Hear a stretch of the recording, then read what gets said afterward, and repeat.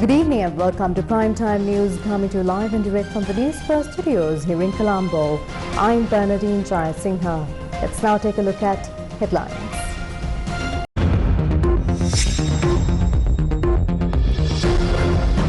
Hike in the number of COVID-19 cases at hospitals. Majority of cases reported from the Omicron variant. Turkish delegation led by the Turkish Foreign Minister meets the President. Prevention of Terrorism Act Amendment Bill gazetted, with the United Nations Human Rights Council sessions around the corner. Hijaz Hezbollah denied bail by the Puntland High Court. 3 suspects, including Minister Johnston Fernando, released from the Sathosa case. Opposition leader extends an invitation to embark on a new journey. තීන්දු කරන්න ඒ අවස්ථාව දෙන්න අපි සූදානම් නැතිවරණයට අපි ලෑස්ති නැතිවරණයට. Customs seized 16 tons of beetroot brought down under the guise of importing potatoes. Minister Vimal Veeravansa's decision. ඒ වෙච්ච වැරද්ද නිවැරදි කරගන්න ලැජ්ජ වෙන්න ඕනේ නෑ.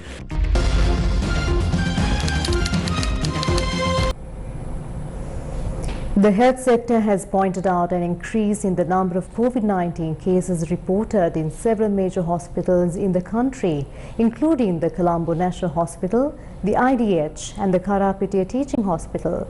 Deputy Director of Health Services Dr. G. Vijay Surya says a rise in COVID-19 cases has also been reported at the Lady Ridgeway Hospital for children. Meanwhile, today marks a year since Sri Lanka launched its COVID-19 vaccination drive.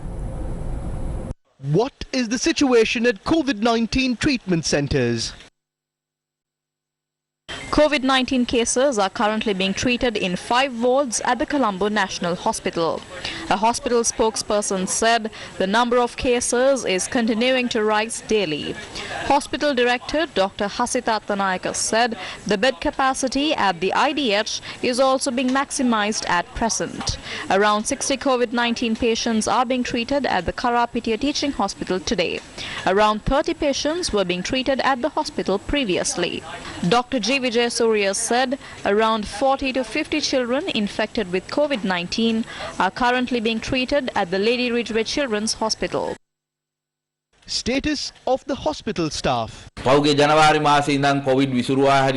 The government aided in the spread of COVID-19 last January. The COVID-19 task force issued the first circular calling everyone in the health sector to work. Today we are facing the consequences of that decision. Hospitals are nearing its maximum capacity. Several health staff members have been infected with the virus as well. අද රෝහල් ගණනාවක සෞඛ්‍ය කාර්ය මණ්ඩලය බරපතල විදිහට Covid ආසාදනයට ලක් වෙලා තියෙනවා. ශ්‍රී ලංකා ජාතික රෝහලේ හෙද කාර්ය මණ්ඩලය විතරක් Around 75 staff members of the Colombo National Hospital have been infected with COVID-19.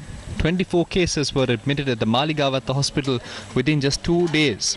28 cases were reported from the Ratnapura Hospital. 11 nurses at the Kandy Hospital and 26 students at the Kandy Nursing Training School also tested positive for COVID-19. 16 cases were reported from the Teldenia Hospital, while 26 cases were reported from the Ragama Teaching Hospital, 30 cases from the Colombo South Teaching Hospital in Kaluvovilla, 86 cases from the Matale Hospital.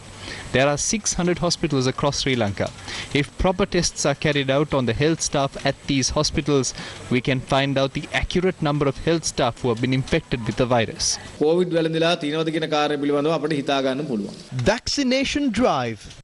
Today marks a year since Sri Lanka launched its COVID-19 vaccination drive. The health sector has pointed out that people are, however, reluctant to obtain the booster jab. Most of the people have tested positive for the Omicron variant recently. There are people infected with the Delta variant as well.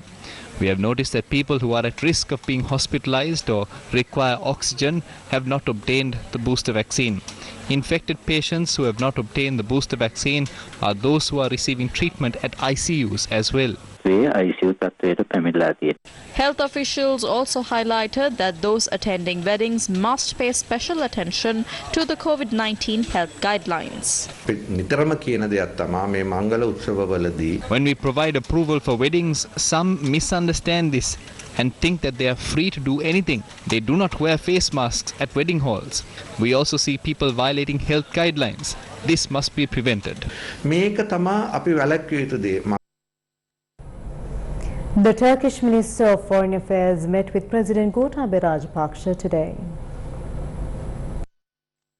Turkish Minister Mevlut Çavuşoğlu has told President Gotabaya Rajapaksa that his government is keen on further promoting trade between the two nations.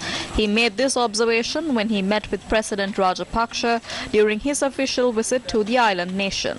The foreign minister noted that the Turkish market is wide open for a plethora of Sri Lankan products through market diversification. The president's media unit said the president thanked Turkey for providing medical equipment to tackle COVID-19.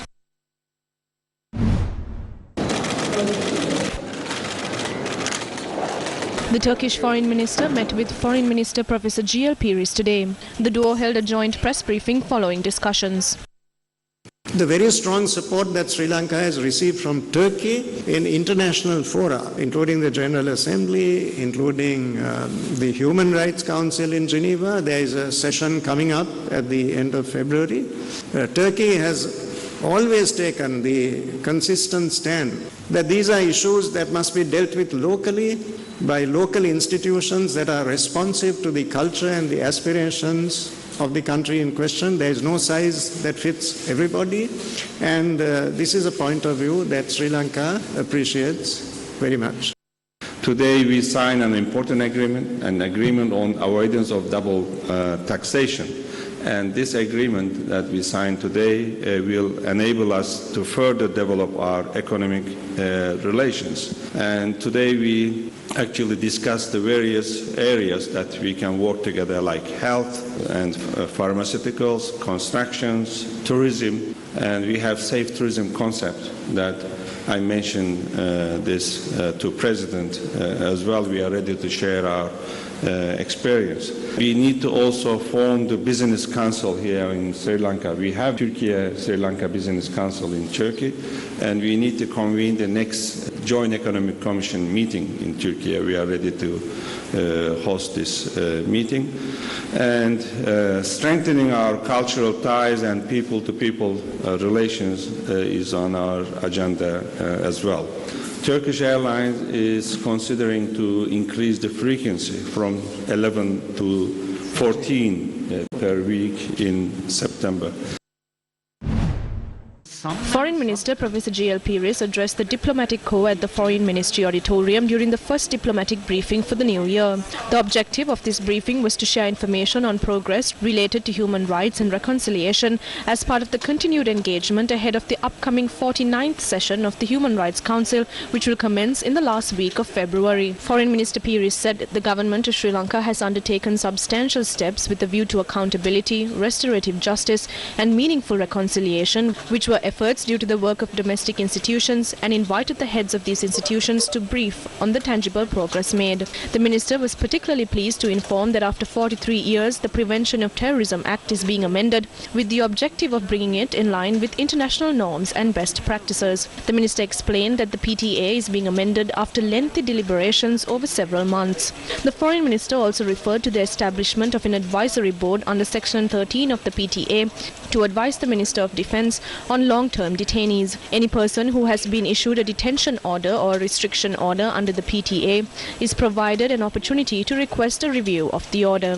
Foreign Minister Pires also referred to recent developments relating to Hijaz Hizbullah, noting that a case has been filed by the Attorney General under the PTA. The Attorney General has informed the Court of Appeal that he will not object to bail being granted to the accused. Putlam High Court Judge Kumari Aberatna rejected the bail application that was presented on behalf of Attorney-at-Law Hijaz Hizbullah today. The judge pointed out that under the provisions of the Prevention of Terrorism Act, the High Court does not have the jurisdiction to grant bail to the suspect.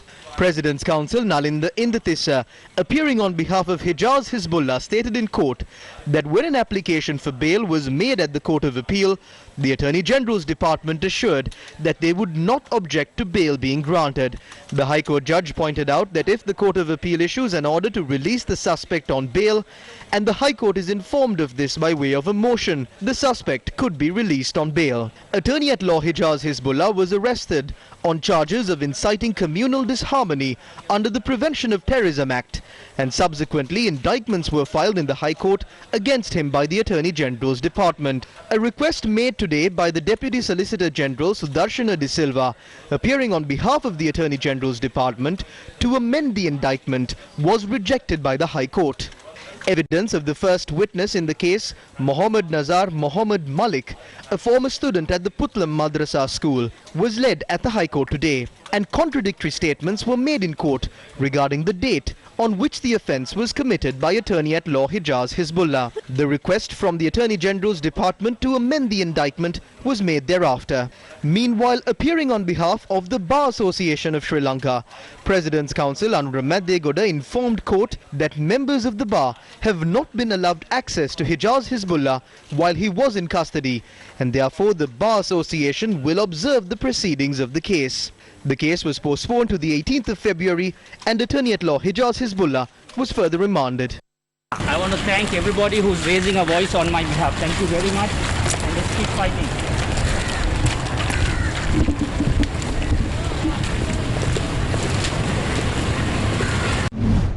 The government has gazetted a bill with amendments to the controversial Prevention of Terrorism Act ahead of the UNHRC sessions in Geneva.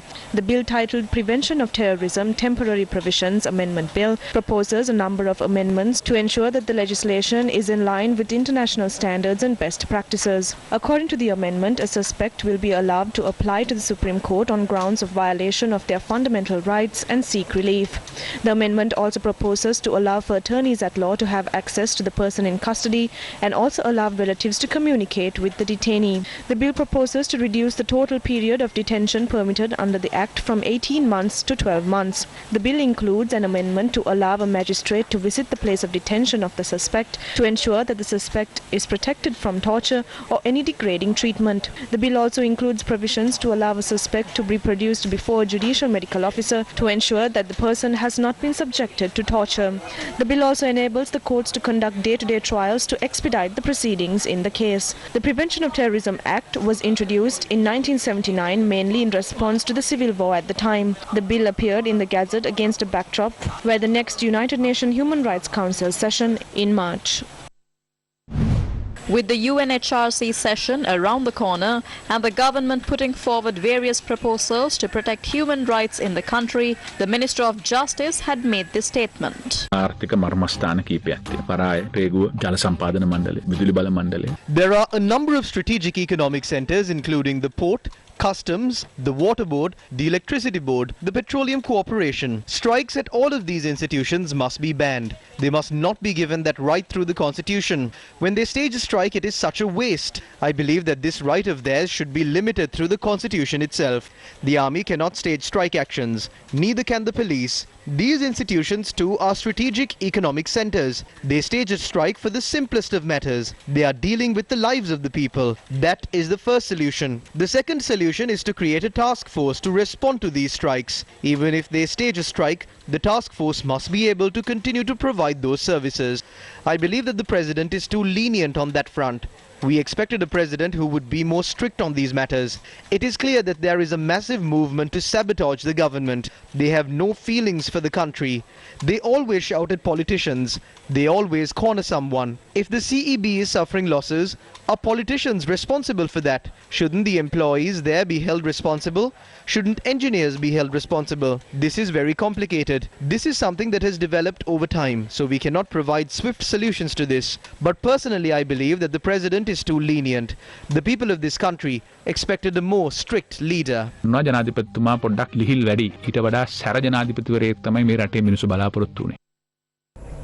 Samagajana Balavege, parliamentarian Partali Champikaranavaka, was summoned to the police unit of the Presidential Commission of Political Victimization. Partly Champika Ranawaka provided a statement for about 2 hours regarding the anti-corruption unit that was established during the time of the government of the good governance. They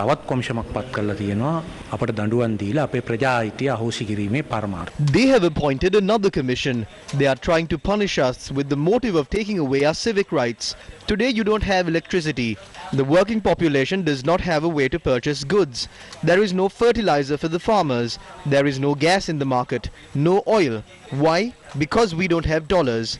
What is the reason for this? During the time between 2005 and 2015, especially after 2010, dollars were looted under the guise of development projects such as highways, power plants and airports.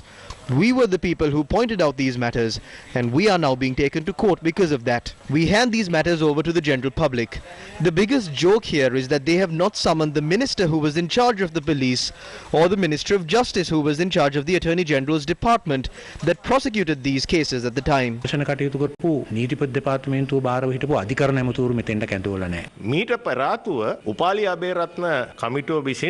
Upali Aberatna Commission had made many arbitrary decisions. Now they are saying that they are not working on the proposals of the Upali Aberatna Commission, but they are inquiring into these matters more independently. The issue that we have is on the fact that there is nothing for this political commission to look into. The biggest political victimization is taking place right now. They are selecting people who could challenge them at the next presidential election and attempting to punish them and revoke their civic rights. This is a joke. This must be stopped immediately. Former President Chandrika Bandaranayake Kumaratunga and leader of the Janata Vimukti Peramuna Anura Kumara Disanayake also provided a statement to the police unit of the Presidential Commission to inquire into political victimization. During the government of good governance, a committee called the National Executive Council was established, and subject to its approval, an institution called the Secretariat of Anti-Corruption Committee was also established. The Court of Appeal today decided to take up for consideration the petition filed by former Prime Minister Ranil Wickremesinghe seeking an order to annul the recommendations of the Presidential Commission that investigated political victimization. The petition will be taken up for consideration before a bench comprising of Justices Nisanka Bandula Karunaratne, Lafard Tahir and D.M. Samarakon. The chairman of the Presidential Commission investigating political victimization, retired Supreme Court Justice Upali Aberatna. The other members of the Commission, the Secretary of the Commission and the Secretary to the President have been named as respondents in the case. In the petition, the former Prime Minister pointed out that he did not receive a charge sheet or even a complaint against him at the time when he was summoned before the Commission. It adds that, however, the report of the Commission included several recommendations against him. The former Prime Minister in his petition states that the investigations of the Presidential Commission had been conducted illegally and seeks an order from court to annul the recommendations of the Commission. The Colombo Chief Magistrates Court ordered to release Minister Johnston Fernando and 2 other suspects in the case filed over the deployment of 153 Sathasa workers for other activities. Colombo Chief Magistrate Buddhika Sri Ragala ordered to release the trio as the Commission to investigate allegations of bribery or corruption has not followed the due process in filing the case. Accordingly, the 3 suspects, including the minister, were released from the 3 cases filed by the Commission to investigate allegations of bribery or corruption. The court ruled that the Commission to investigate allegations of bribery or corruption had not obtained the proper approvals from the 3 commissioners before filing the case. The Bribery Commission had requested the court to release the suspects from the case by ensuring that the Searbox right to refile a case against them under Section 186 of the Code of Criminal Procedure is secured. The Bribery Commission had filed 5 cases against Minister Johnston Fernando, and upon a request made by the minister to the High Court, he was released from 2 of the cases. He was released from these cases as proper approval from all 3 members of the Commission had not been obtained when the cases were filed. Suspects named in about 53 cases filed by the Bribery Commission have been released by the Colombo Magistrate Court, as approval from all 3 members of the Commission had not been properly obtained when the cases were filed. You're watching Primetime News. Let's now cross over to a short commercial break. News First, main sponsor. Sun All-Purpose Disinfectant Spray. Valuable Finance, best finance company.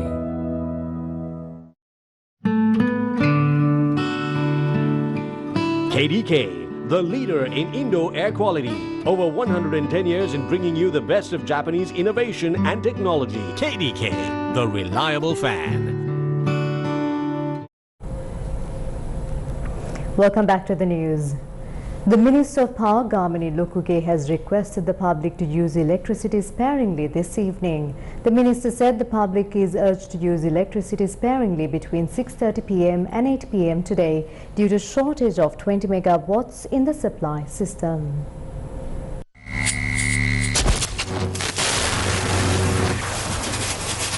According to the Ceylon Electricity Board reports, the highest electricity demand for yesterday was at 7 p.m. It was 2,572.1 megawatts. The CEB said they expect a demand of approximately 2,630 megawatts tonight. The Sojitsu Kalnitesa power plant that supplies 163 megawatts to the national grid and the Norachole power plant's 300 megawatts generating machines are still not in a usable condition. However, the CEB said they have sufficient stocks of diesel to last approximately 7 days. The Public Utilities Commission said it has advised the CEB not to carry out daily power outages until the 31st of this month. However, Minister Johnston Fernando said the reason behind the power crisis is that the previous government did not have a long-term plan for the country. I'm not trying to blame the previous government for the power crisis, but it is they who are responsible for this. What did they do? Mahinda Rajapaksa built the Norachole and Kothmale power plants. He was a forward-thinking leader. But what did the previous government do? We are paying for the sins of the previous government.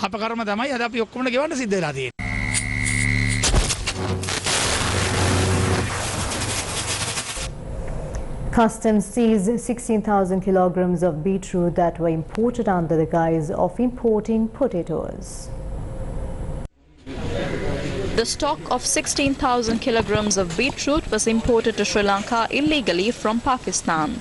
The customs spokesperson said the stock was seized when 2 freight containers were searched. මුලින් මේ රේගුවට ප්‍රකාශ කරලා තිබුණ කරුණු අනුව අර්ථාපල් kilogram 53000ක් මෙම බහලුම්. Importers had declared to customs that the cargo comprised 53,000 kilograms of potatoes. However, upon inspection, only around 44,000 kilograms of potatoes were discovered. 16,000 kilograms of beetroot have been found. The value of the imported beetroot is around 3 million rupees. වටිනාකම දැනට තක්සේරු කරලා තිනවා රුපියල් මිලියන 3කට අධික බව. The person who had attempted to release the stock of potatoes has been taken into the custody of the Sri Lanka Customs. Farmers across the island are demanding for compensation to be provided to them for damages caused to their vegetable and fruit cultivations, similar to the compensation provided to paddy farmers.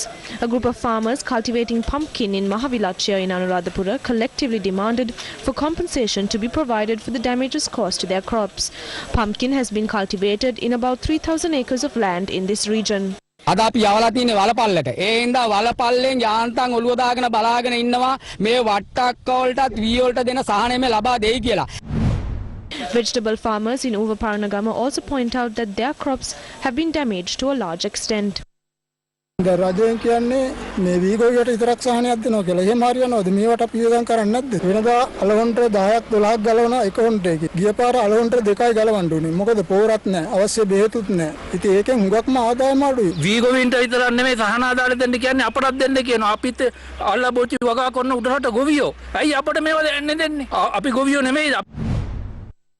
The Samgijana Balavegya has made preparations to release a statement on the manner in which they plan on developing the agricultural sector of the country in Polonnaruwa tomorrow.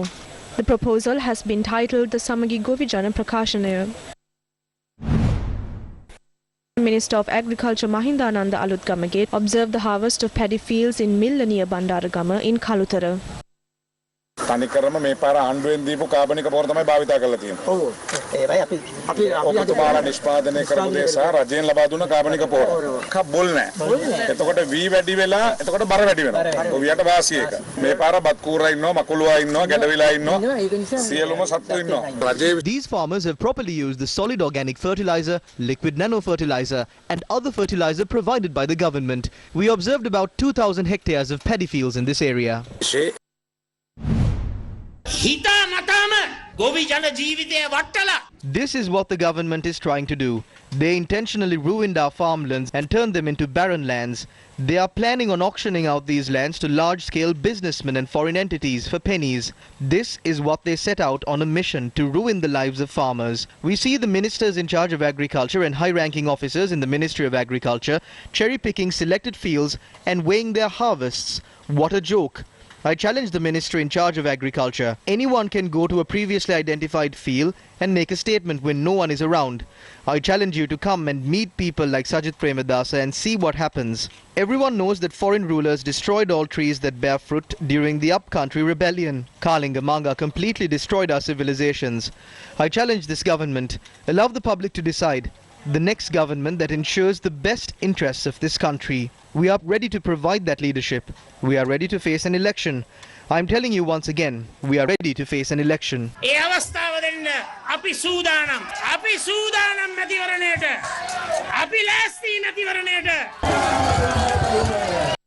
The opposition leader made these remarks at an event organized by the Samagi Jana Balawegaya in Dambulla today.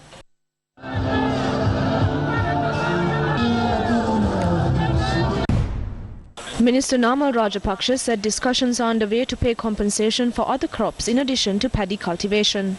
The President and the Agriculture Minister discussed it at the Cabinet meeting. Crops have been damaged as well. The government has decided to intervene in the matter. The President will soon discuss these matters with farmers and farmers associations and provide a solution. විපක්ෂ චෝදනා කරන්නේ විදුලි බල සහ බල ශක්තිය ඇමතිවරු දෙන්නා ගහ ගන්නවා ජනතාව බලන් ඉන්නවා කියලා. මොකද්ද අර්බුදයට හේතුව? Certain trade unions are trying to exaggerate the power crisis in the country.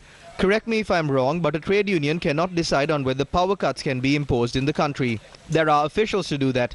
The global economy is facing a crisis as well. The President, Finance Minister, President Secretary and subject ministers have taken measures to intervene in the matter and solve the crisis in the country. අගමැතිතුමාගේ මුදල් සොරා ගැනීම පිළිබඳව website තවමත් වාර්තා කරනවා. මොකද ඇත්තටම අලුත් තත්ත්වයද? අලුත්ම තත්ත්වය කියන්නේ පරණ තත්ත්වයක් තිබෙන්නේ නැති හින්දා ඒ තත්ත්වෙම තමයි තාම තියෙන්නේ. ඒ කියන්නේ වෙනසක් වෙලා නැහැ. වෙනසක් වෙලා නැහැ. වෙබ්සයිට් ඒ විදිහට මේක යනවා. ඉතින් අපිත් බලන් ඉන්නවා. ඒ කියන්නේ මුදල් සොරකම් කිරීමක් වෙලා තියෙනවද? දැන් මුදල් සොරකම් Nothing like that has happened. Reports on websites say that. If we have to answer all of these websites, we will have to do that forever. ඒවට උත්තර දෙන්න ඉන්න වෙනවා.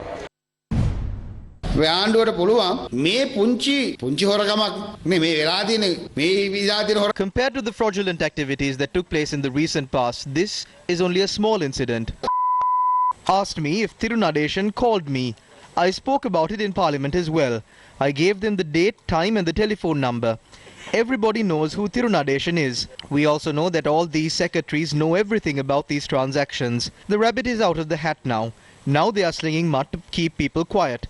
If the secretary has a backbone, then come out and reveal the truth. Let the world know. Where is Namal Rajapaksa hiding his money? Where is Mahinda Rajapaksa hiding his offshore accounts? Where is his spouse hiding the money? Tell us, Mr. Secretary. You have already become a thief. The Secretary to the Ministry of Public Security spoke to the media regarding the progress of the investigations that were led into the incident where a hand grenade was found at a church in Buralla on the 11th of January. දේවස්ථානයේ ඇති CCTV දර්ශන භාවිතාවෙන් පරීක්ෂණය පටන් ගැනීමේදී එම බෝම්බය එතන තිබූ පිළිමයක් මත තිබූ When investigations were launched based on the CCTV footage at the church, 3 workers at the church in Buralla were taken to the police for the purpose of the investigation. After prolonged questioning, it was later revealed that the bomb was placed by a different person. The suspect who placed this bomb at the church was later identified to be a resident in Ambilipitia. He was taken into police custody. He told police officers of a third person who had instructed him to place the bomb there. Afterwards, the police arrested a doctor in Piliandala as a suspect in the incident. After questioning both the suspects for a prolonged period of time, it was revealed that this doctor was involved in placing a bomb at a private hospital in Narahempita, placing a bomb at the Bellanvilla temple, as well as the third bomb that was placed at the Buralla church. The doctor had used the man from Ambilipitia to place these bombs at the 3 locations. When investigating how these individuals got possession of these bombs, a person from Ranna was taken into remand custody for providing bombs to these 2 suspects.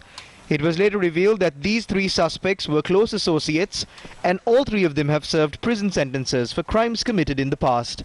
Both the doctor as well as the person from Ambilipitia confessed to the crime when they were prosecuted at the magistrate courts. The police is still investigating as to why these acts were committed.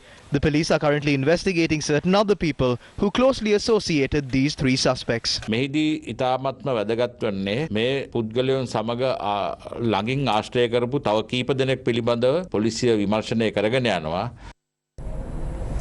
Former State Minister Susi Premachandra, who was removed from his ministerial portfolio recently, and Mr. Bimal Veeravansa attended an event held in Bathramulla today. Former Minister Susil Premajayantha and Minister Vimal Veeravansa attended a school debating tournament at Appegama in Bathramulla. The event was organised by the Kaduvela Municipal Council.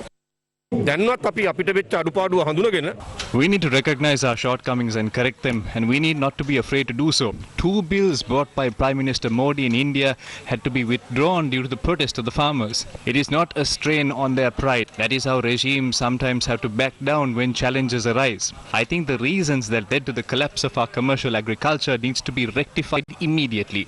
There's no need to be ashamed to correct that mistake. We should be ashamed only if we are continuously thinking that we are correct on this matter and continue to destroy our commercial crops. We now have to pay more in compensation to farmers and the cost that would have had to be borne to provide the fertilizer subsidy. So you can clearly see the kind of mistake that has been made. We cannot play with the agricultural sector and the lives of farmers. This is linked to the hunger of the entire population. This is a matter of food security. We have no right to make decisions based on our whims and fancies. It should be fixed immediately. Otherwise, we will have to face a great tragedy in this country. We cannot allow farmers to be chased out of their paddy fields. We have a gubitaring Palawahari in the bed.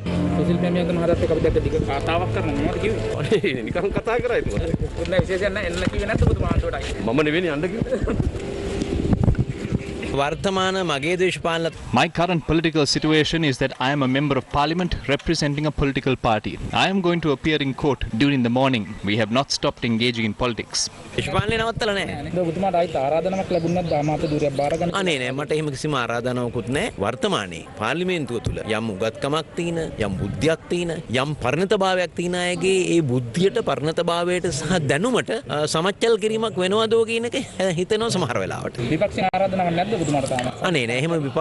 No, I have not received an invitation like that from the opposition. Even if I do receive an invitation, I have no hope of expecting it. We have a political program that is unique to ourselves. That is how we worked in the past as well.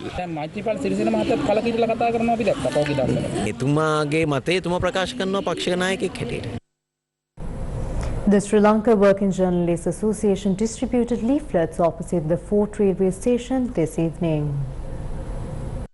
This month has been named as Black January by the Sri Lanka Working Journalists Association and dedicated towards demanding for justice for crimes that were committed against journalists. The Sri Lanka Working Journalists Association organised this program to distribute leaflets to the general public to raise awareness of incidents of violence against journalists and media institutions in the past and highlighted the fact that no justice had been served to the victims of these incidents.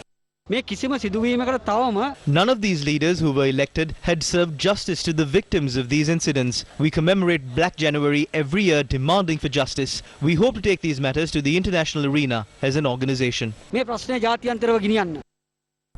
The Joint Apparel Association Forum of Sri Lanka called for intensive dialogue and greater stakeholder collaboration in order to arrive to resolve the current forex crisis, as well as legislative reform towards a more sustainable medium-long-term trajectory for Sri Lankan apparel. These views were expressed at the recent annual general meeting of the association. The apex body of 5 associations encompassing supply chain partners, the export-oriented apparel manufacturers, buying officers and representatives of international brands in Sri Lanka. Addressing the gathering, the newly appointed chairman of the Joint Apparel Association Forum, Sharad Amaleen, commended the resilience demonstrated by the sector in the face of an unprecedented pandemic and outlined measures necessary for the sector to achieve its target of $8 billion in exports by 2025 while maintaining GSP Plus and enhancing bilateral trade. The new chairman of the Joint Apparel Association firm stressed, quote-unquote, we must also continue to enhance our bilateral trade by engaging with regional partners and associations to enhance trade relations. The securing of a GSP Plus extension beyond 2023 will be absolutely critical for the growth of our industry." Unquote. The ore share price index dipped for the fourth consecutive day this week after the benchmark index closed at 12,863 this evening. The ASPI lost 508 basis points this week, approximately 4% in value compared to last week's close. The market capitalization of the stock exchange dropped by more than 287 billion to close at 5.7 trillion this week from 6 trillion rupees last week. Moving on to our next story, the inauguration of the National Data Protection Symposium 2022 of the Bar Association was held in Colombo yesterday. Newsfirst was the electronic media partner. Bar Association of Sri Lanka mobile app was launched yesterday at the National Data Protection Symposium. Justice Arjunobe Sekara attended the event as the chief guest.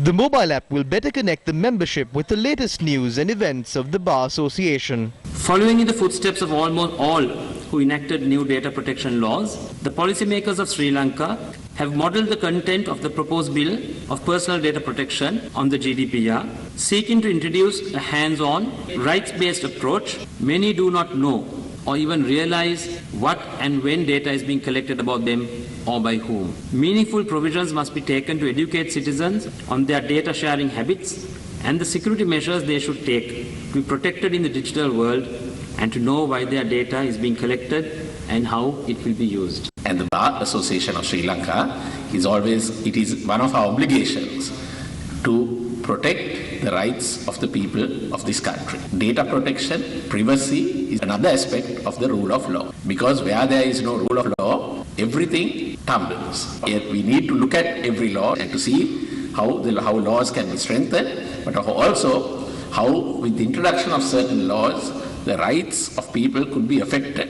When they brought in the right under Article 14A, the right to information, brought in this proviso saying, well, you can also restrict it in a democratic society, obviously for rational basis, not for any reason, and also privacy is one area which can be looked at. It's a 2016 Act. It has not seen its full force and effect. It is a very important act. As much as privacy is important, and as soon as decisions, information which is being discussed, transacted, is accessible to the public, immediately that accountability aspect comes in.